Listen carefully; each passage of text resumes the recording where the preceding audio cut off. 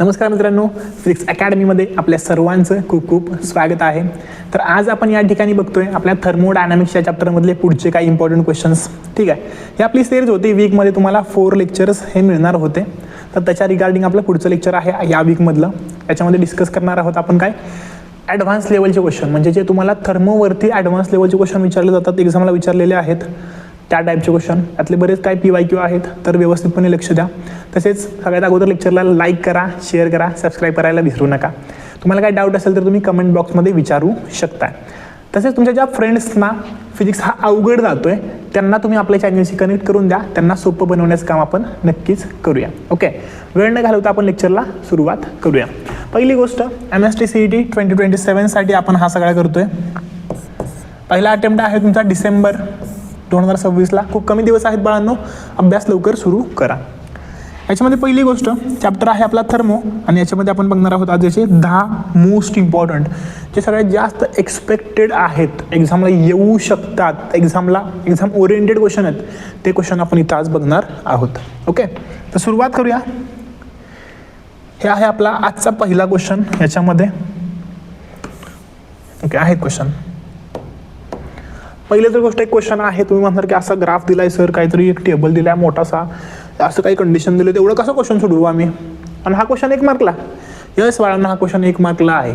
एक लक्षात घ्या, एवढा मोठा दिलेला आहे, 1 मार्कला आहे, याचा अर्थ क्वेश्चन हा सोपा असणार आहे. ओके, याला घाबरायचं नाहीये. क्वेश्चनला सुरुवात करूया आपण. Thermodynamic processes are indicated in the following diagram. त्यांनी काय सांगितलेलं आहे की जी काही डायग्राम दिले त्याच्यामध्ये आपण काय थर्मोडायनॅमिक प्रोसेस ह्या इंडिकेट केलेल्या आहेत, इन्क्लूड केलेल्या आहेत. तर त्या आपल्याला ओळखायच्या आहेत. इकडे काय तर दिलंय तुम्हाला टेबल, कॉलम 1 मध्ये process 1, process 2, process 3, process 4. Okay, 4 process आहेत. याचा अर्थ 1 आहे P, 2 आहे Q, 3 आहे R आणि 4 आहे S. तसेच कॉलम 2 मध्ये आहे A, B, C, D. A for adiabatic, B for isobaric, C for isochoric आणि D फॉर आयसोथर्मल. आता याच्यामध्ये पहिली गोष्ट मला सांगायला बरं, आयसोबारिक म्हणजे काय रे आणि आयसोकोरिक म्हणजे काय, कोण सांगेल? आयसोबारिक म्हणजे काय सांगा आणि आयसोकोरिक म्हणजे काय तो सांगा. तोपर्यंत आपण हे डायग्राम व्यवस्थित, थोडीशी इथं प्रेशर असेल, इकडं व्हॉल्यूम असेल. ओके, अजून याच्यामध्ये बघितलं तर काय, इथं 0 असेल, हे प्रेशर इकडे इन्क्रीजिंग डिक्रीजिंग असेल, हे व्हॉल्यूम पण सेम इकडे इन्क्रीजिंग डिक्रीजिंग असेल. ओके, 3 ग्राफ दिलेले आहेत तुम्हाला. काय याच्यामध्ये पहिला आहे 300 केल्विन, दुसरा आहे 500, तिसरा आहे 700. इथं प्रोसेस आहेत बघा, ही पहिली आहे 1 पासून 2 पर्यंत निघालेली आहेत. इथून पासून इकडे ती पहिली आहे. हा कर्व आहे दुसरी प्रोसेस, हा आहे तिसरी प्रोसेस, ही आहे चौथी प्रोसेस. ओके, आता ही जी तुमची चौथी प्रोसेस आहे, ही जर बघितली तुम्ही तर या ठिकाणी आहे बरोबर, काय अडचण नाही आहे. हां, तुम्हाला विचारलेला क्वेश्चन आयसोबारिक म्हणजे काय आणि आयसोकोरिक म्हणजे काय. आयसोबारिक म्हणजे काय कॉन्स्टंट असते आणि आयसोकोरिकला काय कॉन्स्टंट असते, कोण सांगेल रे? ओके ठीक आहे, ओके मी सांगतो, काय अडचण नाही आहे. आयसोबारिक बघाल तर आयसोबारिकला आपल्याला प्रेशर कॉन्स्टंट असतो. काय असतो बाळांनो? आयसोकोरिक बघितलं तर याला आपल्याला व्हॉल्यूम कॉन्स्टंट असतो. आयसोबारिकला प्रेशर कॉन्स्टंट आणि आयसोकोरिकला व्हॉल्यूम कॉन्स्टंट. ओके, हे 2 तुम्हाला कंडिशन अगोदर याच्यामध्ये सॅटिस्फाय करून घ्या. का तर हे ओळखायला सोपे आहेत म्हणून आपण ते अगोदर घेतलेले आहेत. बघूया, याच्यामध्ये पहिली प्रोसेस आहे आपली. इथं काय तर दिसतंय की हे कॉन्स्टंटच आहे, म्हणजे हे काय आहे V कॉन्स्टंट वाली. म्हणजे पहिली कोणती आहे आपली, फर्स्ट वाली जी आहे आपली, याच्यामध्ये आपल्याला व्हॉल्यूम कॉन्स्टंट म्हणजे आपली आयसोकोरिक आहे ती. Okay, isochoric. इथं एक आहे फोर्थ वाली काय दिलेली आहे रे बाळांनो, प्रेशर कॉन्स्टंट आहे. म्हणजे 4th वन आहे तुमची आयसोबारिक. याच्यामध्ये पहिल्यांदा बघून घ्या, त्याच्यामध्ये हे 2 बसतात, हे 2 नाही बसले तर पुढचे आपण फाइंड आउट करूया. ओके, फर्स्ट वाला काय होता रे, प्रोसेस 1 P आहे. म्हणजे Pला पाहिजे तुम्हाला आयसोकोरिक कुठं होता, C वाला, म्हणजे Pला C पाहिजे. प्रोसेस 4th होती यसला काय पाहिजे, आयसोबारिक पाहिजे, म्हणजे B, यसला B पाहिजे. PCSB आहे का याच्यामध्ये, PC आहे इथं. Okay, yes B, option number B बसतोय. तरी पण बाकीचे बघूया. PC, SA आहे, हा नाही होत. PD, PD होत नाही, म्हणजे ऑप्शन नंबर बी हा आपला करेक्ट आहे. Option B is correct. Elimination method आपण हा क्वेश्चन सोडवलेला आहे. अगोदर इझी प्रोसेस आहेत, इझिली ओळखतील अशा प्रोसेस अगोदर बघा, त्या बसल्या फायनल आन्सर तुम्हाला मिळून जाईल. त्या नाही बसल्या आणखीन एखादा क्वेश्चन असेल तर तुम्हाला आणखीन सॅटिस्फाय करावं लागेल. Option number B is our correct. किती सोपा प्रश्न होता रे बाळांनो, तुम्हाला मोठा वाटून असं वाटलं की अवघड आहे. ओके, असेच सोपे क्वेश्चन आपल्याला CET सेल विचारते आणि याच्यामधून आपले विद्यार्थी 99% सारखे मार्क्स मिळवतात. पुढचा क्वेश्चन बघूया. अ रेफ्रिजरेटर इज, रेफ्रिजरेटर तुम्ही म्हणाल की सर घरामध्ये असतो, घरामधला नको आपल्याला थर्मोडायनॅमिक्स मधला पाहिजे. ओके, थर्मोडायनॅमिक्समध्ये रेफ्रिजरेटर हे काय असते, हीट इंजिन. हे लक्षात घ्या, हीट इंजिन आणि रेफ्रिजरेटर हे दोन्ही एक्झॅक्टली अपोजिट आहेत. कशा आहेत, अपोजिट आहेत, म्हणजे हा होत नाहीये. आणि इलेक्ट्रिक मोटर हे पण नाहीये. Reverse of heat engine, yes it is correct. Reverse of heat engine म्हणजे त्याच्या अपोजिट आहे. आणि electric generator, option number C is correct. Okay, पुढचा क्वेश्चन आपण याच्यामध्ये बघूया. 3 नंबरचा प्रश्न आहे. The number of repetitions of operating cycles of an automobile engine is indicated by. पहिली गोष्ट तुम्ही जर बघितलं, त्यांनी सांगितलंय की एका ऑटोमोबाईल इंजिन मधले रिपिटेशन्स जे आहेत ऑपरेटिंग सायकलचे ते कशामध्ये आपण इंडिकेट करतो किंवा मेजर आउट करतो, ते आपण RPM मध्ये मेजर करतो. कशामध्ये, RPM मध्ये, रोटेशन्स पर मिनिट किंवा रिव्हॉल्युशन्स पर मिनिट. ओके, बघूया याच्यामध्ये. मग पहिलाच ऑप्शन आहे आपला रिव्हॉल्युशन्स पर मिनिट, पहिला ऑप्शन करेक्ट आहे. दुसरा आहे सेकंड होत नाहीये, कंज्युम्ड पण होत नाहीये आणि हा जूल पण होत नाहीये. Option number A is our correct option. Okay, question 4 काय दिलेलं आहे. All heat engines follow some basic steps of working. सगळे हीट इंजिन वर्किंगमध्ये काय बेसिक स्टेप्स सगळ्या फॉलो करतात, म्हणजे एकसारख्या फॉलो करतात असं त्यांनी म्हटलेलं आहे. Choose the incorrect step involved. याच्यामध्ये जी चुकीची स्टेप आहे ती तुम्हाला फाइंड आउट करायला सांगितलेली आहे. ओके, म्हणजे बाकी 3 बरोबर असतील, एक कुठली तरी चुकीची असेल. बघूया. पहिलं काय दिलंय, the working substance absorb heat from a hot reservoir at higher temperature. करतो की आपण हॉट रिझर्वायर कडून तर हीट घेतो, म्हणजे हा बरोबर आहे. दुसरी गोष्ट, part of heat absorbed by working substance is converted in to work. Yes, जो आपण वर्किंग सबस्टन्स कडून म्हणजे हॉट रिझर्वायर कडून घेतलेली हीट असेल ती का घेतोय, काहीतरी वर्क डन करायचंय म्हणून तर घेतोय, म्हणजे हा पण आपला बरोबर आहे. सी काय दिलेला आहे, some part of heat is always used to change the state of working substance. त्यांनी सांगितले की हीटचा जो काही पार्ट असेल याच्यामध्ये, सम पार्ट, तो आपण वर्किंग सबस्टन्सची स्टेट बदलण्यामध्ये वापरतो. पहिली गोष्ट, आपण तो काही पार्ट असेल तो इंटरनल एनर्जी वाढवण्यामध्ये वापरतो, स्टेट बदलण्यामध्ये वापरत नाहीये, म्हणजे हा आपला चुकीचा आहे. D, the remaining heat is transferred to a cold reservoir at lower temperature. Yes, जी राहिलेली हीट असेल ती कोल्ड रिझर्वायर दिली जाईल आणि त्याच्यामधल्या मॉलिक्युलची पोटेन्शियल एनर्जी, इंटरनल एनर्जी ही वाढवली जाईल.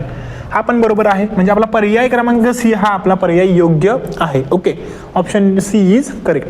असे जे क्वेश्चन असतात ना बाळांनो, हा क्वेश्चन आहे, हे क्वेश्चन काय करतात सांगतो. क्वेश्चन लेंदी आहे.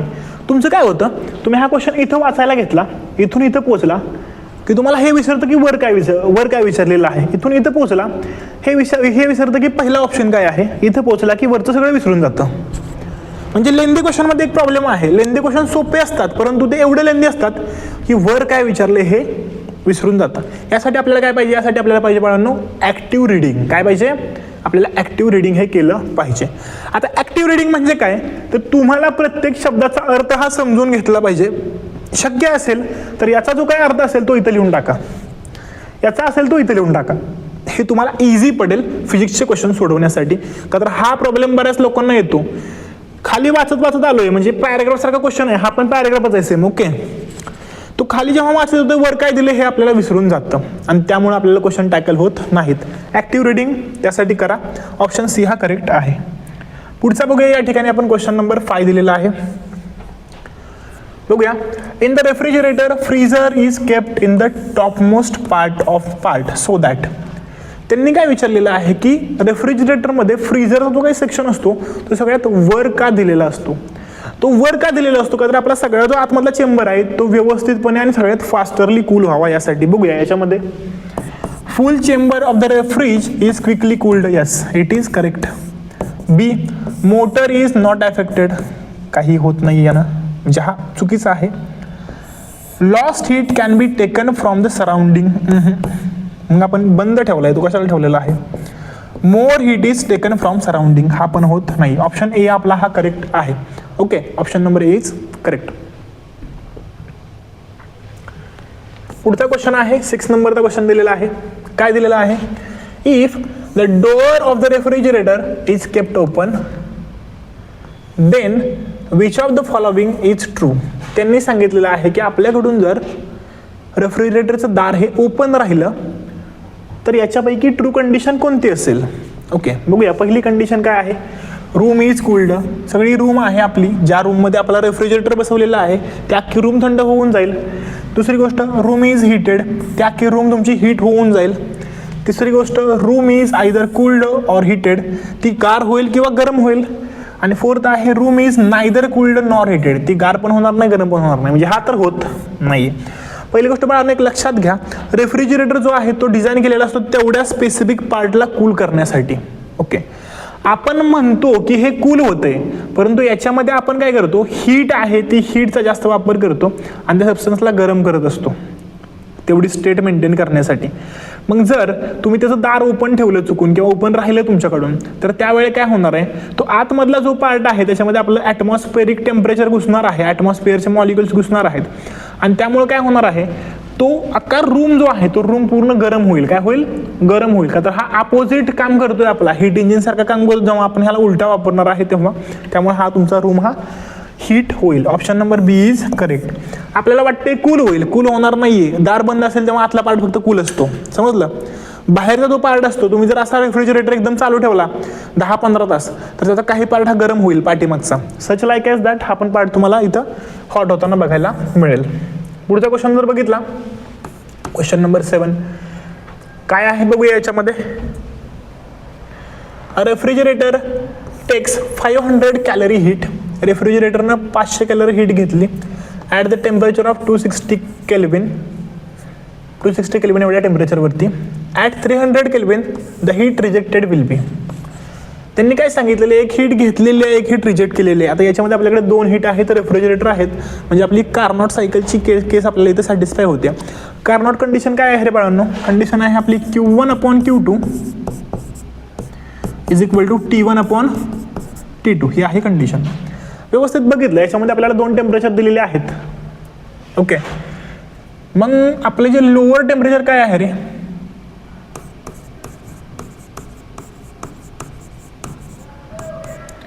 लोअर टेम्परेचर आहे 260 केल्विन. ओके, याच्यामध्ये लोअर हीट काय आहे,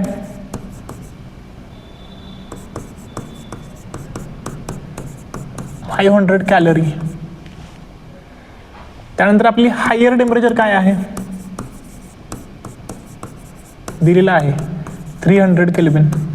एवढे फॅक्टर आहेत याच्यामध्ये. हे पण टेम्परेचर आहे, हे पण टेम्परेचर आहे, ही पण हीट आहे मध्ये. हीट म्हणजे Q, टेम्परेचर म्हणजे T.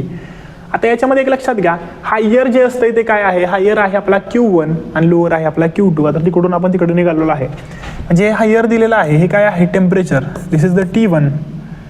Okay, lower this is the T2. Lower आहे म्हणजे हे Q2 आहे. एवढे फॅक्टर आपल्याला मिळाले. हे आहे कार्नॉट कंडिशन. याच्यामध्ये आपल्याला ह्या व्हॅल्यूज टाकायचे, म्हणजे काढायचं आहे काय रे, काढायचे आपल्याला Q1 ही व्हॅल्यू काढायची, काहीतरी कॅलरीमध्ये आन्सर येईल. Q2 इथे डिवाइड करतो, तिकडे झाला तर काय होईल, मल्टिप्लाय होईल. घेऊया मग Q1 is equal to T1/T2 into this Q2. ठीक आहे, ही कंडिशन तुम्हाला बघायला मिळेल. आता जर हे व्यवस्थित बघितलं तुम्ही, याच्यामध्ये डायरेक्ट व्हॅल्यू टाकूया. T1 ची व्हॅल्यू काय आहे रे, T1 300 केल्विन. T2 ची व्हॅल्यू काय आहे बाळांनो, 260 केल्विन. इंटू Q2 ची व्हॅल्यू काय आहे आपल्याला, okay this is Q2 500 calorie. नक्की 500 आहे ना, येस इट इज 500. इथे जर हे व्यवस्थित घेतलं तर Q ची व्हॅल्यू काय होईल आपल्याला, 15 दिस 40. ओके, म्हणजे 1,50,000 ही आपली व्हॅल्यू होईल डिवायडेड बाय 260. हे निघून जाईल. रिमेनिंग काय राहते आपल्याला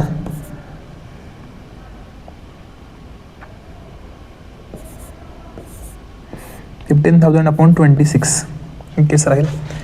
हे जर व्यवस्थित केलं तर ह्याचा आन्सर काय येईल रे बाळांनो? ह्याचा आन्सर आपलं येईल समथिंग 576 पॉईंट काहीतरी आपला आन्सर येईल. हे कॅलरीमध्ये असेल. कुठं आहे आपला आन्सर याच्यामध्ये? 322, 273, 373, 577. 577 ही आपल्या याच्या नियर बाय आन्सर आहे. म्हणजे आपला ऑप्शन नंबर डी हा करेक्ट आहे. हवं तर तुम्ही हे कॅल्क्युलेटसुद्धा करून बघू शकताय. ओके, हा आहे आपला ऑप्शन नंबर डी हा correct. 577 calorie for this particular example. पुढचा क्वेश्चन जर बघितला, क्वेश्चन नंबर 8 आहे आपला. काय दिले? Second law of thermodynamics is equivalent to which of the following statement. खाली काही स्टेटमेंट दिलेले आहेत. याच्यामध्ये आपला सेकंड लॉ आहे तो कोणत्या स्टेटमेंटसाठी सॅटिस्फाय होतोय? ओके, म्हणजे इक्वल आहे, करेक्ट आहे. पहिली गोष्ट, in general no engine has an efficiency of 100%. बरोबर आहे की? सेकंड लॉमध्ये काय सांगितलंय की सगळी हीट आहे ती वर्क डन करू शकत नाहीये, म्हणजे 100% इफिशियन्सी नाहीये, म्हणजे हा आपला करेक्ट आहे. Random motion cannot be completely ordered. जी मॉलिक्युलची रँडम मोशन असते, जो आपण समथिंग लॉस होणार आहे तो आपण कम्प्लिटली ऑर्डर करू शकत नाही, म्हणजे युटिलाइज तर करू शकत नाहीये. हा पण होतोय. सी आहे, heat cannot be fully converted in to work. बरोबर आहे, काही ना काहीतरी अमाऊंट ऑफ हीट आपली लॉसच होणार आहे. Option number C. All of this म्हणजे option number D is our correct option. Okay, पुढचा क्वेश्चन जर बघितला, काय आहे question number 9. Which of the following laws of thermodynamics leads to interfere that it is difficult to convert whole of heat in to work. त्यांनी काय सांगितलेलं आहे? थर्मोडायनॅमिक्समध्ये आपल्याला एवढं सांगितलंय की हे डिफिकल्ट आहे की सगळी हीट वर्कमध्ये कन्वर्ट करणं. मग कोणता लॉ आहे तो याला कन्वर्ट करतोय? थर्मोडायनॅमिक्सचा कोणता लॉ? तर हे कोणी सांगितलेलं आहे? आपल्याला सेकंड लॉ ऑफ थर्मोडायनॅमिक्सनं सांगितलेलं आहे. Second law option number C is our correct. पुढचा क्वेश्चन जर आपण बघितला, शेवटचा क्वेश्चन आहे. The second law of thermodynamics implies. Second law काय इम्प्लाय करतो हे त्यांनी तुम्हाला विचारलेलं आहे. बघू, पहिली condition, whole of heat cannot be converted into mechanical energy. आपल्याला वर्क डन पाहिजे बाळांनो. ओके, हा होत नाही. No heat engine can be 100% efficiency. Yes, it is correct. हे त्यांनी बरोबर सांगितलेलं आहे. Every heat engine has an efficiency of 100%. हा पण होत नाहीये. आणि डी आहे, refrigerator can reduce the temperature to absolute 0 kelvin तो करूच शकत नाही, तो 0 डिग्री करेल, -3-4 पर्यंत येईल, त्याच्या पुढे जात नाही. Option number B is our correct option. Okay, हे होते आपले आजचे प्रश्न. सगळे क्वेश्चन आपण बघितलेले आहेत. ह्या आजच्या सेशनमध्ये 10 क्वेश्चन ॲडव्हान्स क्वेश्चन होते आणि हे तुम्हाला विचार करायला लावणारे क्वेश्चन होते, स्ट्रेट फॉरवर्ड नव्हते. तर असेच क्वेश्चन तुम्हाला CETला विचारले जातात, थिंकिंग क्वेश्चनचे, अल्सो तुमचे मेमरी बेस्ड क्वेश्चनमध्ये. त्यामुळे हे क्वेश्चन करा. तुमच्या आणखीन मित्रांसोबत जे तुमच्यासोबत 12th आहेत त्यांच्यासोबत शेअर करा, लाईक करा, सबस्क्राईब करा. भेटूया पुढच्या लेक्चरमध्ये. चॅनलसोबत कनेक्टेड राहा. पुढचं तुम्हाला काही दिवसामध्ये 2 ते 4 दिवसामध्ये तुम्हाला मोशन इन प्लेन 11वीचं एक 1 शॉट लेक्चर मिळेल CETसाठी. त्याच्यामध्ये 100-120 क्वेश्चन आपण जवळपास कव्हर करणार आहे. त्यामुळे जास्तीत जास्त कनेक्टेड राहा, आणखीन लोकांना कनेक्टेड करा. Thank you so much.